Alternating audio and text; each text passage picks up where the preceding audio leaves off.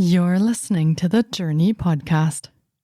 How can a simple shift in perspective turn weight loss into our greatest source of confidence? Stay tuned for today's episode. Hi, I'm Petra Brunbauer. What if everything we've been told about holistic health, healing, and well-being is only part of the story? Because thriving in today's world looks different than it used to. Here, we challenge the narratives, rethink what it means to become human, and explore how that shapes the way we lead, live, and step into our full potential. This is the Jōrni Podcast. Welcome to today's episode. Cycles of strict control, frustration, and starting over again are more common than we might want to admit. Looking at weight management through a psychological lens opens a deeper conversation about why those patterns repeat and what it actually takes to approach change differently. Baumal is a Toronto-based psychotherapist specialising in weight management and restrictive eating disorders. His work blends cognitive behavioural therapy with lived experience, focusing on helping people lose weight without tying their self-worth to the outcome. After a personal health scare in his early 40s, Brian applied the same therapeutic tools he offers clients to his own life. Instead of dieting, he dismantled shame, slowed expectations, and built sustainable habits. The weight came off and stayed off without rigid rules or punishment. Today, he teaches a structured CBT approach that interrupts the cycle of shame, urgency, and relapse. His work helps people plan without panic, recover from setbacks, and create lasting change grounded in clarity rather than pressure. Let's meet Brian Baumal.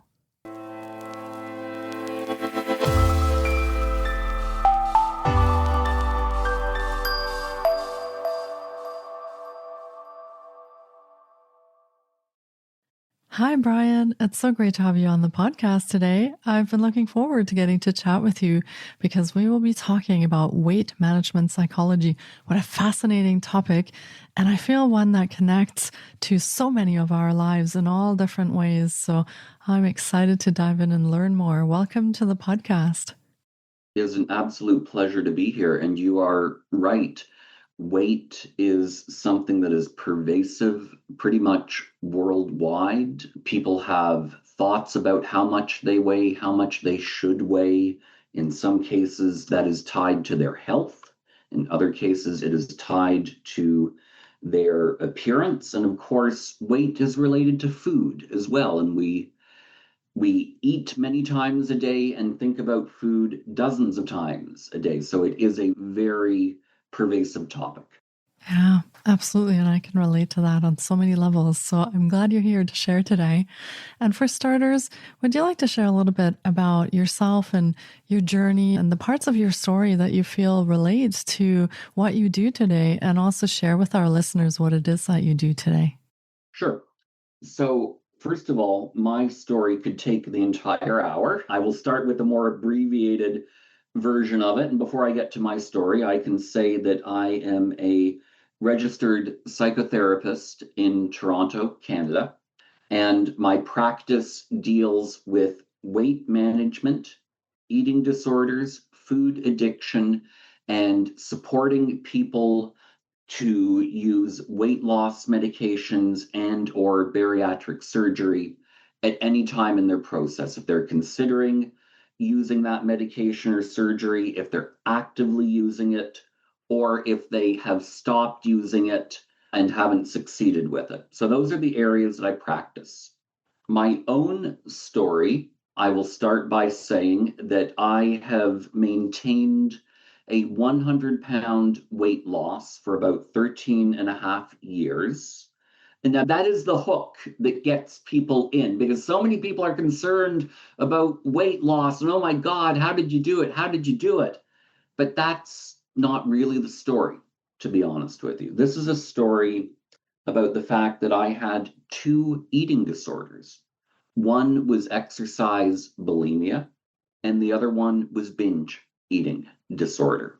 So I had two moderately to serious episodes of eating disorders. And that is a lot of my recovery. So, as I say, I will give a somewhat abbreviated version, and then you are free to ask whatever you want. But in short, my story starts at a very young age where I was incredibly thin as a child. And a lot of people would say, what's the problem with that? It may be better than the alternative. And there's truth to that. People who are or people who are heavy at a young age do have it difficult. But what happened with me was a lot of the adults around me would comment, "Oh my God, you're so thin. How are you? You're a thin child." So I thought there was something special to this. As a child, I thought this is the way I'm going to be as an adult, and that I am just gifted to be thin. Unfortunately, biology changes. And around the age of 18 or 19, that theory doesn't work out. But I thought it did. And I thought I was special because of it. And I started putting on weight because I thought I'm just going to be thin. And that's where my weight struggles began to start happening in my late teens and early 20s. And in university, which was stressful, I began using food to just cope with emotions. So then you add in to this sort of neurotic identity around thinness, using food to cope. And now I'm struggling the same way anyone else does, up and down, going through cycles of working out and eating well and then binging. And that led me to a point of exercise bulimia, and during the height of that, I was working out twice a day in secret, and at my lowest calorie count, eating 800 calories a day. And symptomatically, I would get dizzy going from a sitting position to a standing position, which is a sign that my heart was starting to be impacted by my eating. And at the time, the exercise bulimia was fueled by very low self-esteem.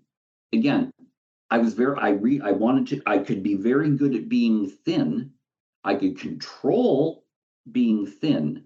And I was having people say, or rather, I wanted people to look at how thin I was, look at how successful I was, because it avoided having people and myself look at the more difficult parts of my life, like starting a therapy practice, like starting a consulting practice, and all the difficulties that were involved in doing that. So it's look at my thinness, because that is where I'm valued, and that is really a good part of me.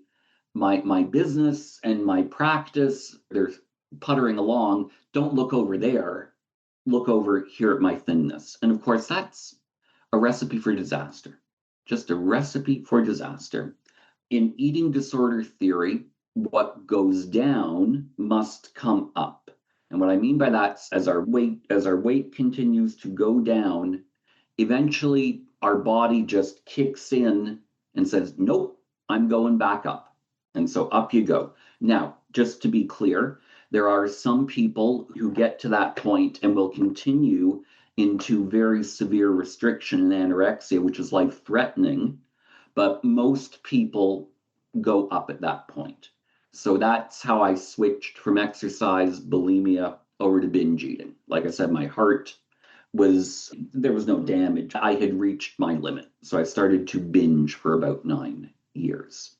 And when I was ready to finally address it after 9 years, I thought to myself, how do I approach this? Like at this time, I had a good therapy practice. I was well grounded in psychology. And I said, what do I have to do to lose this weight and do it in a psychologically healthy way? And I started to think, my very first thought was, the last time you lost weight, you were working out twice a day.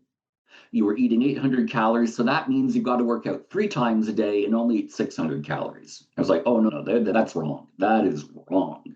And so I thought, okay, what if I go lighter on myself? what if I just don't work out as hard? Once a day, 5 times a week, eat 2,000 calories a day. I'm like, oh, go easier on yourself. Okay, that's interesting. Then what if I said, you know what? My weight isn't my identity anymore. Okay. What if I then realize I'm starting this new weight loss journey at the age of 43? I am not going to get my body back at high. I got to cut myself some slack. What if I realized I can't control the comments people make about my body? I have to learn to separate myself from all of that. So I came up with about half a dozen things that I started to work on. And unbeknownst to me at the time, what I came up with was the exact treatment protocol for eating disorders. I hadn't read about it at the time, but those are pretty much what I listed, what I came up with intuitively were the direct treatment protocols for eating disorders. So I lost the weight naturally. I did it very slowly, consciously, allowed myself to eat with much more openly. And then I decided to move my practice. I realized I'm very good at this weight management thing. And then I realized, a therapist who's lost weight, kept it off for a while now, can help you do the same. There is my practice.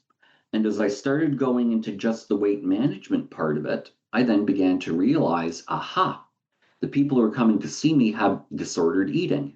So I started reading about that, getting supervision around that, and I realized, I had an eating disorder.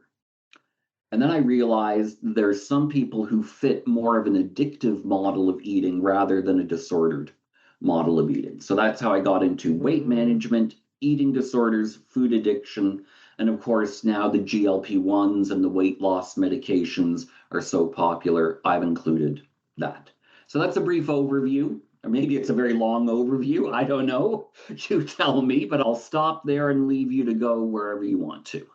Amazing. Thank you for sharing your story. And I feel like so many listeners, myself included, can relate to your journey in some way or another, and how difficult it becomes when the identity we used to have around weight suddenly doesn't feel like it is the same anymore. We gain weight and sometimes struggle with all different kinds of things psychologically or hormonally, or have accidents that prevent us from exercising and all sorts of things that happen. And all of a sudden that changes, and it can be very difficult. So thank you for sharing that. I'm very curious, as you're sharing the story and speaking about your own experience, in your practice and with your clients, do you find that this weight management journey, is it always about and around food? Or are there other components that you're finding as well that play into whether people actually are losing or gaining weight? Emotional components, psychological components. Are you finding that there's a combination, or is it always solely related to and around food? Well, food would be the mechanism by which people lose and gain weight. But of course, there's more to it than that. And the two things that come up, first of all, would be one's level of self-esteem, if I could put it, if I could put it that way. And that relates to shame as well. So we've got self-esteem, we have shame, and then we also have one's embodied experience.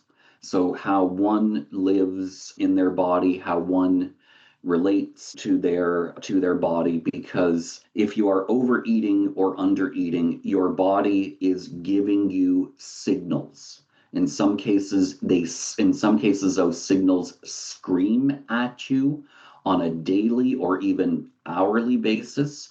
And in other cases, they're more hidden as you develop chronic conditions and disease. So those are the three things that I would say: self-esteem, shame, and one's embodied experience of life.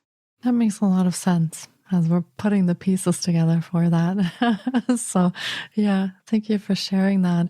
The other thing I'm really curious about is that I've spoken with a lot of people on the podcast, and also, of course, in my own life. And many of the people I speak to about eating disorders are women. Now, you are, I want to say, the first male I am speaking to about eating disorders and weight management and those kind of things. So Do you find in your practice that this is a pretty equally split thing, or do you find differences between how men experience eating disorders and weight management versus how women experience that? Is there a difference that you've noticed? Yes and no. Okay. The mechanics of eating disorders are all pretty similar once somebody gets involved in them.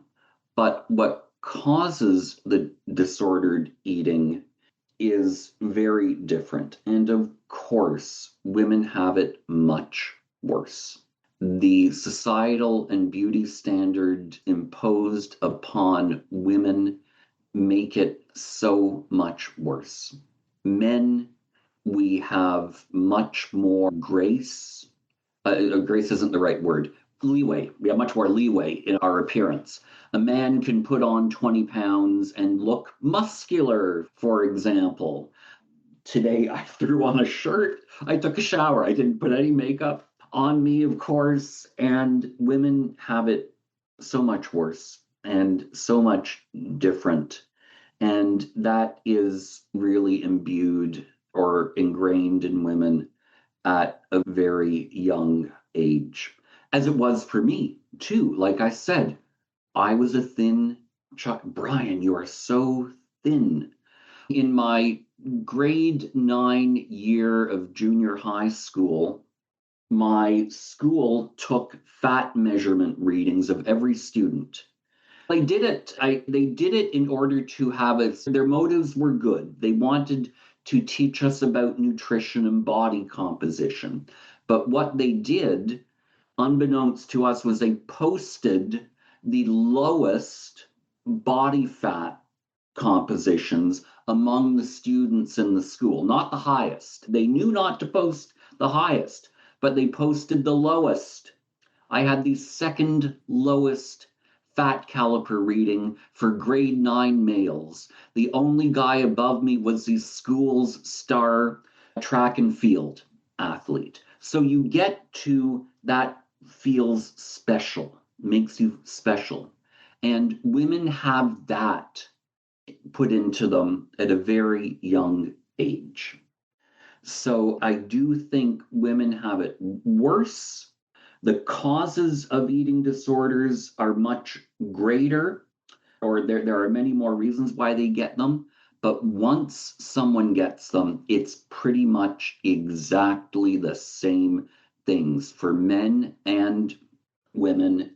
And because eating disorders can be so dangerous, we really have to say that anyone can get them at any time. And what I like to say is that anyone who changes their relationship with food, including changing their relationship as a result of surgery or use of weight loss medications, can develop a full-blown eating disorder, whether you are a man or a woman or any sort of gender fluid identity in between. It makes no difference.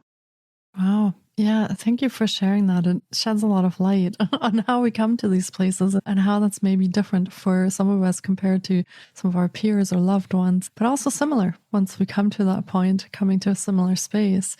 And since you brought up the weight loss drugs, I'm very curious because, of course, it's all over social media. It's all over the news, these magical things that make everybody thin. And yet I get the feeling that there are also some dangers to just adding that to your life and counting on that as the thing that will bring you back to your former identity, help you shed all this weight and make everything better. So how do you work with clients and patients that are taking weight loss drugs in a way to make sure that they're actually doing this safely? I want to say even emotionally and psychologically, because once we come off these drugs, we have to manage somehow still. We have to live our lives still. So how do you work with that in your work? That is an amazing question. And I'm going to start with the fact that dynamic of expectations of weight loss medications has to begin with the medical prescriber of them. And I know that in Canada, There are many physicians, and the messaging to physicians is this is not a miracle cure for your weight and for your life. I, as a physician, am recommending this because if you lose 5 to 10% of your body weight, your risk of heart attack goes down. We will manage your diabetes. I go to the medical conferences. I'm going to one in about 3 weeks from now. They all happen around the early springtime. I've got about 3 or 4 to go to. And so the physicians are being trained to say, if your weight goes down 5 to 10%, here are the cardiometabolic improvements that we can expect. If your weight goes down 10 to 15%, here are the cardiometabolic expectations we have for you. So things like sleep apnea should improve, glucose and insulin mechanics should improve, high blood pressure, cholesterol readings, fatty liver, and others should improve. The physicians are starting to be trained that this is not a vanity drug, that they are being put on this for medical reasons that go beyond appearance. Having said that, though, that messaging can very well be confused, both by the patient and by the physician. For example, I was at a medical conference and there was a discussion around what to say when a patient says, how much weight can I expect to lose? And the answer back is, well, generally we don't know. And that's true. We really don't know. Physicians don't know the answer to that. In my view, though, the answer to the question isn't the question. The question is the question, or the question is the problem. Because the answer should be, not only do we not know, but we are not putting you on this so that you can go down in your wardrobe. As I said, I am putting you on this so that your cholesterol goes down. I'm putting you on this so you don't drop dead from a heart attack in 3 years from now. I'm putting you on this GLP-1 Ozempic medication because it started as a diabetes medication. So we are controlling your insulin from this. So you are not here to directly lose weight. Now, again, that's a very complicated conversation to have. And maybe some on the other side of this as well. Many people who try to lose weight and fail. And this may be the one thing that prompts them to actually succeed as a tool. So physicians can say, look, again, this is not about you directly losing weight, but this could be the psychological tool that may get you to realize you can do this. So this medication is going to light a spark under you that will hopefully create further lifestyle change. I don't want you just sitting, injecting this thing and doing nothing. I'm hoping that you will inject this and realize, aha, now I can go for a walk. Now I can eat a little bit better. Now I can consistently cook better, because that is where the spark lies in all of these, to give people who have had no hope some hope in all of this. So it starts with the prescriber. In my practice, I see people who say, I fear if I use this medication, all I'll do is just eat chocolate almonds. Granted, I will eat less chocolate almonds, but I'll still eat chocolate almonds. And I think there's a problem here with that. So help me get that spark. I can see there's a tool here, but if I'm just eating less bacon, I'm still eating bacon on this. So help me to get to that psychological way of doing things. And of course, then there are people who have failed on them, who say, I used the GLP-1, I used Ozempic, and I just ate my way back. It didn't work for me. The reasons why I don't know, because I assume there are some medical reasons that are beyond my knowledge, but it's possible that they may not have adjusted their eating, or they get into disordered eating and so on and so forth. Anyhow, I think I feel I'm rambling. I can see you nodding with me, but stop it there and ask you to direct me a little bit more.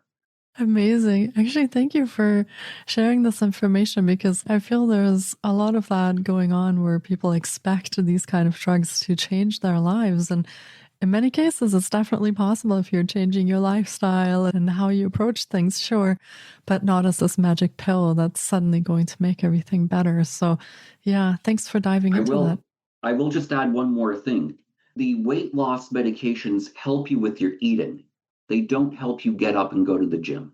That's something that has to be done by the person, and that's where we hope the spark comes in. Yeah, absolutely. So you still need to do your part on all of those things. Yeah. Oh, yeah. Yeah. So where do we stand with that then? If we are asking how much weight can we lose? Can I do this just sitting on the sofa and injecting myself with these? Obviously, that's not a good way to look at weight management. When you work with your clients and you work with your patients, how do you approach this? And so they can actually have sustainable weight management in a way that works for their lives, of course, barring any medical reasons they might struggle with for losing weight, but generally for healthy adults. Where do you start with that, and how do you create something that is sustainable for them in their lives to bring weight down? Are we talking? I think we're talking outside the context of of weight loss medications directly. We are talking in general. Yes, I would say around that, and also for people who don't want to use the weight loss medications necessarily and might want to do this like you naturally. Yeah. And there are a lot of people who want that either because they fear the side effects of them, because they've had actual side effects from them, because the cost of them, because they realize there's something psychological going on, or they want to use the weight loss medications in conjunction with improving their psychology.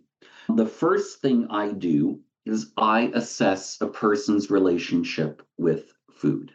There are two relational paradigms that I use. People either have a disordered relationship with food. I described my own journey with eating disorders, so I've covered that. They could also have an addictive relationship with food. It is possible for people to have both. That is another podcast altogether. But an addictive relationship with food is where people have a compulsion to eat that is immensely strong. The symptoms between, let's say, binge eating disorder and food addiction are indeed similar. And I'm not going to get into slicing and splice, or I'm not going to get into differentiating those. Again, that's another podcast. But I would say food addiction is characterized generally, not always, but generally with extremely large volumes of food, with a food noise that actually has a volume to it. It can get louder. Sometimes it gets softer. Sometimes that food noise can be downright bitter or imperative. It can say to somebody, I don't care if you die of a heart attack. We are going to go through the drive-through 3 times today. And if you die in that lineup for the drive-through, I don't care. That is not a self-harm thing like that. I've spoken to people who have that thought, have no desire to harm themselves in any way. It's just that is how imperative a food addiction can be.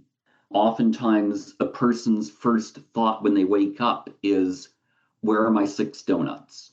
That's a different thought than waking up and saying, I am hungry. How do I nourish myself after a fast of 8 to 10 hours? That's a natural thought. But when somebody wakes up and says, where are my 6 donuts? I can hardly wait for my pizza. That's like an alcoholic saying, where's my first shot of gin? I just want to highlight some of the differences between them. So I assess. And there are 2 different ways of treating those.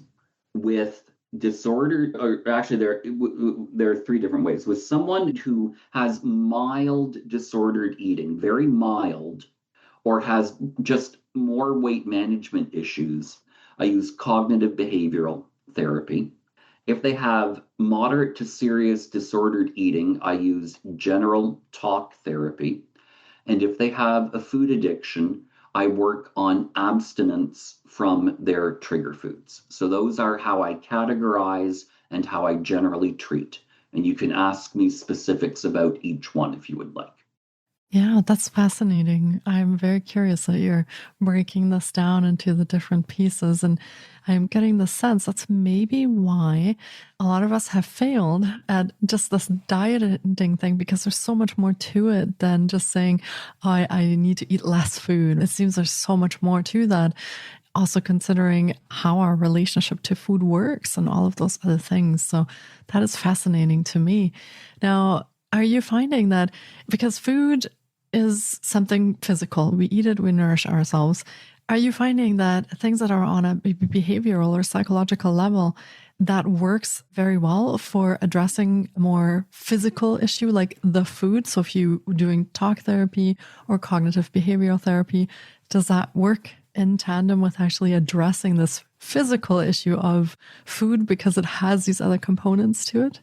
What a wonderful question. First of all, that's one reason why I think weight loss medications are really good, because they can directly address the biology. I am not against weight loss medications. First of all, it's a medical decision. I am not medically trained, so I want that discussion to occur elsewhere. But those medications impact someone's set point. They readjust insulin, leptin, and ghrelin to reduce hunger and increase satiety and delay stomach emptying. So they work on the biology. Now, let's talk about the psychology, though. A lot of times people eat mindlessly, and that's a psychological function, okay? And there are addictive mindless eating, and then there's disordered mindless eating. And then the other thing too, as I said, is people's embodied experience. So having people listen to their body. When your body is saying, I am full, that is your mind overriding what your body is doing. One thing that I do to connect mind and body is a lot of times people will walk around and go, I shouldn't be eating this way. I shouldn't be eating this way. But here I am in this line again, and I feel miserable. I say, maybe that's your pancreas talking to you. Maybe that's your liver talking to you. Maybe that's your heart talking to you. If your heart had a voice, maybe that's what it would be saying. I'm not so esoteric in my approach to always believe that, but I put that out there as a theory. What if it was? So that's where the psychology comes in a little bit. The other thing too is people's self-identity around being thin or being heavy or so on and so forth, and the shame of all of this. So I want people to eat more mindfully, if they will, and that slows the eating process down so that they can listen to their satiety cues. I've had many people on GLP-1s, and I've heard this phrase before, I ate my way through the medication.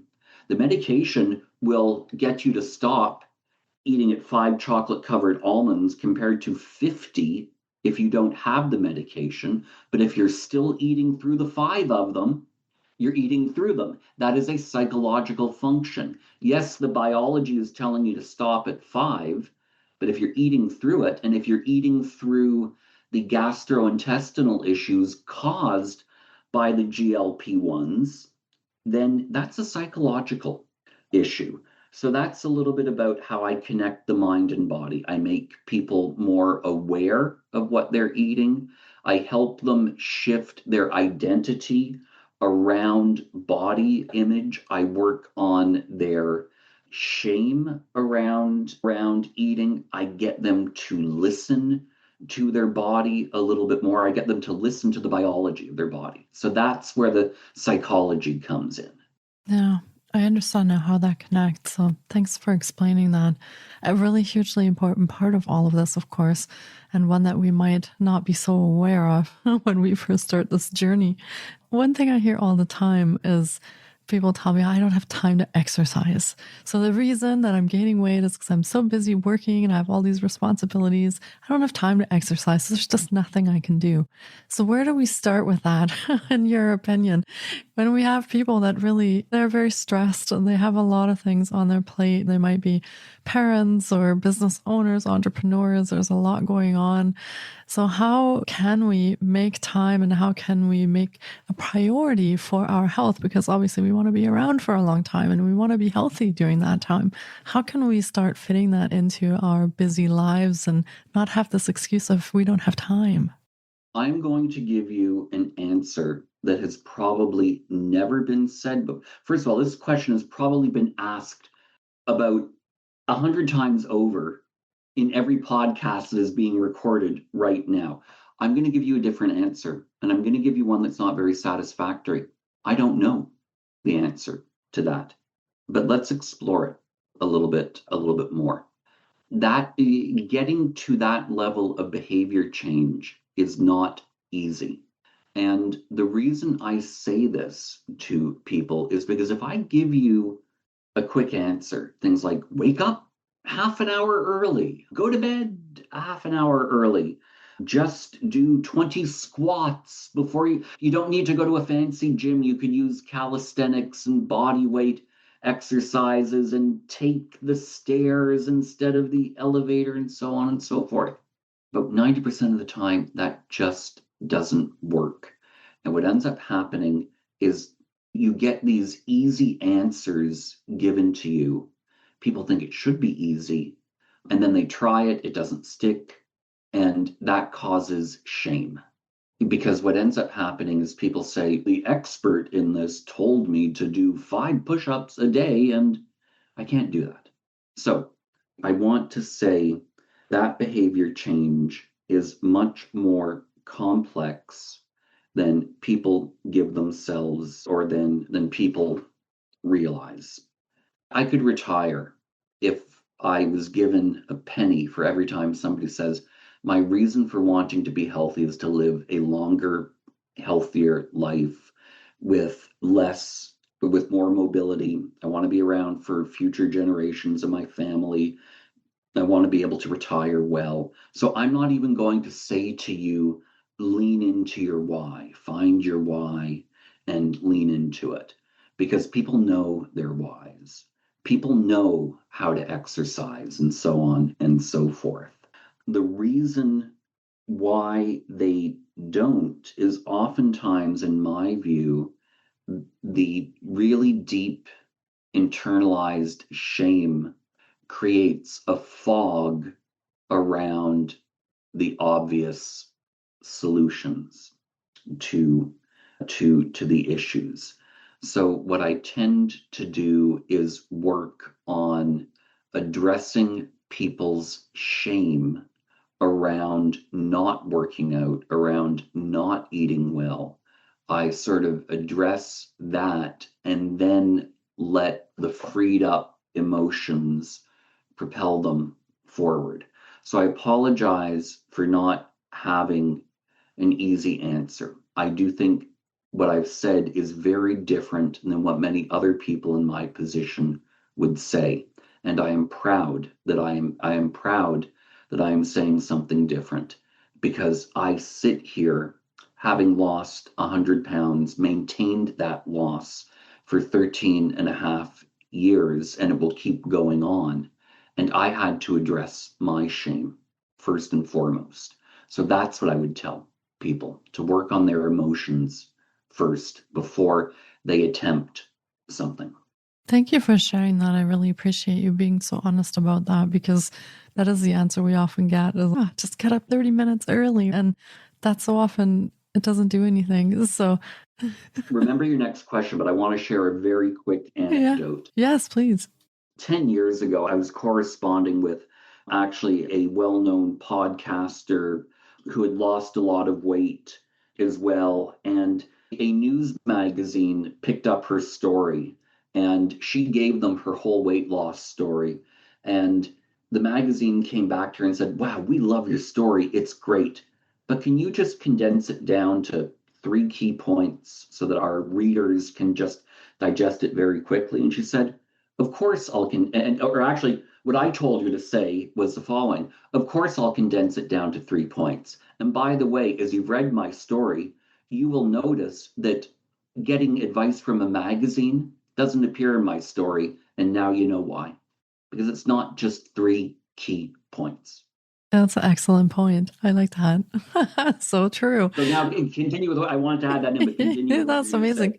Yeah, no, I appreciate you actually elaborating on some of these things and bringing in some examples from real life, because that's what we are all in reality have to deal with. And it's not just, we take this drug or we do this or that, and all of a sudden everything just melts away. And as I can only imagine, your own weight loss journey also took time. It wasn't an instant thing. And so we have to keep motivating ourselves, keep working on that, keep making changes. So yeah, there's a level of complexity and difficulty involved in that for sure. So I just want to ask you before we wrap up, Brian, if our listeners are curious and they're interested or they'd like to connect with you or they want to know more, and maybe they are at a point in their own journeys where they are feeling some of that shame or they're feeling a disconnect with their identity because of their weight journey, how can people find you?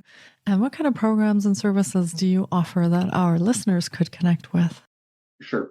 I am based out of Toronto, Canada, and my registration allows me to work pretty much with anyone, definitely in the province of Ontario, but more generally throughout Canada. I can also work with people in numerous countries worldwide. There are some restrictions, but people are more than welcome to look me up, first of all, by my name. It is very unique. There aren't many Brian Baumals around. So BrianBaumal, Google will get you there. But I have a website, ALIVA psychotherapy.com. The programs that I offer are individual psychotherapy. I work with people for about 10 to 12 sessions, depending upon whether they have a food addiction or just want to do fall more into the weight management category. If they're in the weight management category, I use a modified version of cognitive behavioral therapy for eating disorders that I have adapted to weight management. The way I run that very quickly is I ask people to plan and monitor their eating, but I don't want them to plan to go from eating M&Ms to blueberries. I want them to plan and eat based on how they normally would. That's meeting the patient where they are. So they'll plan, if they normally eat a pint of ice cream at the end of a stressful day, plan to eat a pint of ice cream after a stressful day. The change comes in as we talk about how they plan and how they track, because during that talking period, I subtly bring in elements of their psyche around shame, around previous weight loss failures, around the desire to make quick change, because quick change leads to failure in weight loss all the time. It also fuels disordered eating. So if they have weight management and mild disordered eating, I use that CBT protocol with them. If they have a food addiction, we work on an abstinence plan. And abstinence can be very difficult. I do it in a very staged approach. What I say to people is we will identify and eliminate your trigger foods, but we do it in a very sane, logical, rational, measured, metered approach, a collaborative approach. People will get psychologically damaged if I say, no salad dressings, no ketchup, don't even go near a muffin. That's damaging to people. I want people to come off their trigger foods in a staged approach, in a collaborative approach. There are some people who can eat bread and still have a food addiction. I want to give people that option. When I work with food addictions, as we take foods out, I have two measures. Number one is the volume of food you're eating coming down. And number two is your food noise coming down. Those are the two measures that I use, and I say it all the time. We've eliminated this food, or you've exposed yourself to this food by mistake, or not by mistake, you've exposed yourself. That's okay. You exposed yourself to a bran muffin. Did your food noise go up? Did your volume go up? Let's monitor this.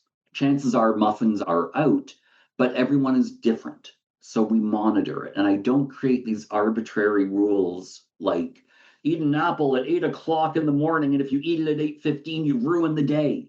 Fruit has sugar in it. Fruit has carbohydrates in it. All fruit is bad. We experiment with that. I'm also not a nutritionist, so I don't know what's in food, technically speaking. So I would encourage people to work with a nutritionist if it gets complicated. So anyhow, in food addiction, we eliminate foods, but I do it in a very collaborative, rational way that's not going to make people rule bound, which only goes to further their shame if they don't follow the rules. In short, that's how I work. Amazing. Thank you for sharing that. And we, of course, will be linking to all of Brian's offerings in the show notes as well. So be sure to check there on how you can reach out to him, how you can connect with him, and how you can utilize and tap into some of the resources that he's mentioned as well. And we'll have that up for you below the episode, and you can check that out.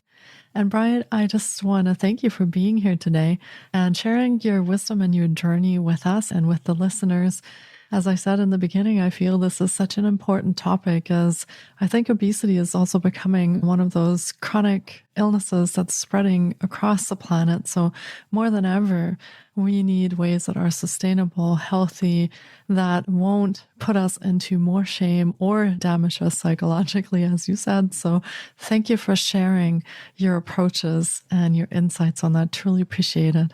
You are welcome. I will leave you with one quick anecdote from my own journey. You can put this in if you choose to, but when I started working out at a gym, I went in for my first orientation or personal training session around the gym.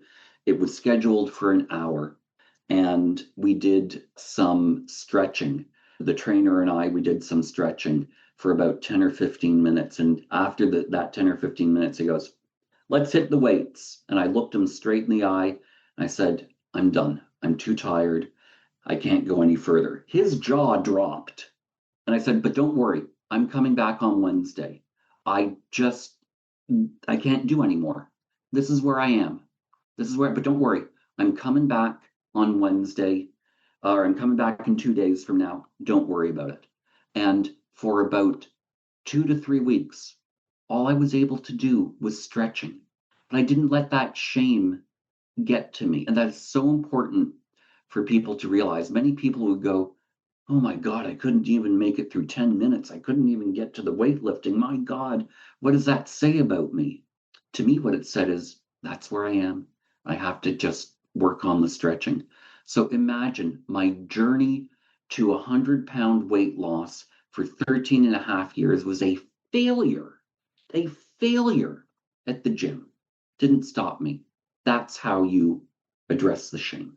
Thank you for sharing that. I feel that's a huge thing, especially starting off on the treadmill too, and you can only do 5 minutes or 7 minutes, and it's, wow, what's happening to me? But that is we're at that point. So yeah, thanks for sharing that. And I feel that our listeners and myself, of course, feel a sense of recognition, a sense of belonging in that, and taking away some of that shame that is put on us in that moment. And we don't have to actually take that in. We can choose to let that go as well and keep on our journey. So thank you for that. And thanks everybody for tuning in today. Appreciate it as always. Thanks, Brian, for joining me today. And take care, everyone, and be well. Thank you, Petra. It was a wonderful interview. Thank you so much for taking time out of your day to listen in. If you enjoy the Jōrni Podcast, please support us by subscribing, sharing on social media, and leaving us a review. We appreciate you. And you can find more of The Jōrni on Facebook, Instagram, TikTok, and our website, thejorni.com. Sending you love and courage, and see you next time.